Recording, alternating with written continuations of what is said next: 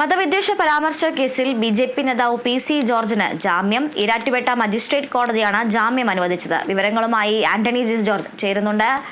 ആന്റണി, നേരത്തെ ഇത്തരത്തിൽ ജാമ്യം അനുവദിക്കുന്നത് വീണ്ടും ഈ കുറ്റങ്ങൾ ചെയ്യാനുള്ള ഒരു പ്രേരണയാകും എന്ന രീതിയിലായിരുന്നു ധരിച്ചിരുന്നത്. ഇപ്പോൾ പി.സി. ജോർജിന് ജാമ്യം അനുവദിച്ചിരിക്കുകയാണ്.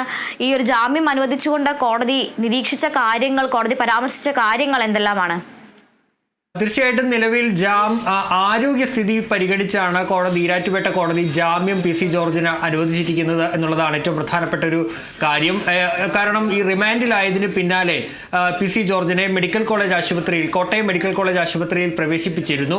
ECGയിലടക്കം വ്യതിയാനം ഉണ്ടായതിനെ തുടർന്നാണ് അദ്ദേഹത്തെ ഈ കാർഡിയോളജി വിഭാഗത്തിൽ പ്രവേശിപ്പിച്ചിരുന്നത്. ഏതായാലും ഈ ജാമ്യ ഹർജി അപേക്ഷ നൽകിയ ഘട്ടത്തിൽ പ്രധാനമായും പി.സി. ജോർജിന്റെ അഭിഭാഷകൻ ഉന്നയിച്ച അല്ലെങ്കിൽ ചൂണ്ടിക്കാട്ടിയ ഒരു വാദം എന്ന് പറയുന്നത് പി.സി. ജോർജിന്റെ ആരോഗ്യനില മോശമാണ്. അദ്ദേഹത്തിന്റെ ECGയിലടക്കം വേരിയേഷനുകളുണ്ട്, ഹൃദയ സംബന്ധമായ പ്രശ്നങ്ങളുണ്ട്. അതുകൊണ്ട് തന്നെ അദ്ദേഹത്തിന് ജാമ്യം അനുവദിക്കണം, കൂടുതൽ ചികിത്സയ്ക്ക് വേണ്ടി ജാമ്യം അനുവദിക്കണം എന്നൊരു വാദമാണ് ഈ അഭിഭാഷകൻ ഉന്നയിച്ചത്. ഏതായാലും അതിപ്പോൾ കോടതി പരിഗണിച്ചിരിക്കുന്നു എന്നുള്ളതാണ് മനസ്സിലാക്കാൻ സാധിക്കുന്നത്. ഈ ആരോഗ്യസ്ഥിതി പരിഗണിച്ചാണ് ഇപ്പോൾ കോടതി ഉപാധികളോടെ ജാമ്യം അനുവദിച്ചിട്ടുള്ളത്. ആ ഉപാധികളുടെ കാര്യത്തിൽ കൂടുതൽ വ്യക്തത വരേണ്ടതുണ്ട്.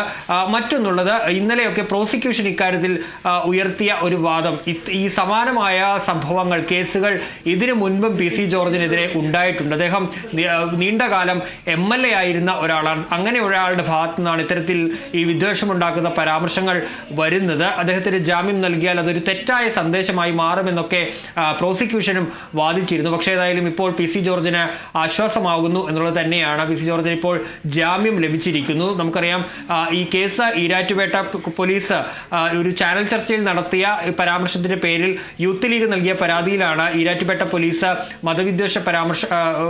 വിദ്വേഷ കുറ്റം ചുമത്തി പി.സി. ജോർജിനെതിരെ കേസെടുത്തതിന് പിന്നാലെ പി.സി. ജോർജ് മുൻകൂർ ജാമ്യം തേടി ഹൈക്കോടതിയെ സമീപിച്ചിരുന്നു. പക്ഷേ അതിരൂക്ഷമായി പി.സി. ജോർജിനെ വിമർശിച്ച കോടതി ജോർജിന്റെ മുൻകൂർ ജാമ്യാപേക്ഷ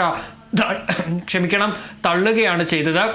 അതിനുശേഷമാണ് പി.സി. ജോർജിനെ അറസ്റ്റ് ചെയ്യാനുള്ള നീക്കത്തിലേക്ക് ഈരാറ്റുപേട്ട പോലീസ് പോയത്. പക്ഷേ പി.സി. ജോർജ് ആ ഘട്ടത്തിലൊന്നും ഉണ്ടായിരുന്നില്ല. അങ്ങനെ കഴിഞ്ഞ തിങ്കളാഴ്ചയാണ് പി.സി. ജോർജ് ഈ ഈരാറ്റുപേട്ട കോടതിയിൽ ഹാജരാകുന്നതും പിന്നീട് പി.സി. ജോർജിനെ പോലീസ് 14 ദിവസത്തേക്ക് കോടതി റിമാൻഡ് ചെയ്യുകയും ചെയ്തത്. അതിന് പിന്നാലെ പി.സി. ജോർജ് കഴിഞ്ഞ ദിവസമാണ് ഈ ഈരാറ്റുപേട്ട മജിസ്ട്രേറ്റ് കോടതിയിൽ തന്നെ ജാമ്യാപേക്ഷയും നൽകിയത്. ഏതായാലും ഇന്നിപ്പോൾ വെള്ളിയാഴ്ചയാകുമ്പോൾ വളരെ തിങ്കൾ, ചൊവ്വ, ബുധൻ, വ്യാഴം ഈ ദിവസങ്ങളിൽ മാത്രമാണ് പി.സി. ജോർജിന് ഈ കസ്റ്റഡിയിൽ കഴിയേണ്ടത് വന്നത്. പക്ഷേ ജയിലിലേക്ക് പോകേണ്ടി വന്നില്ല എന്നുള്ളതും പി.സി. ജോർജിനെ സംബന്ധിച്ച് ആശ്വാസകരമായ ഒരു കാര്യം തന്നെയാണ്.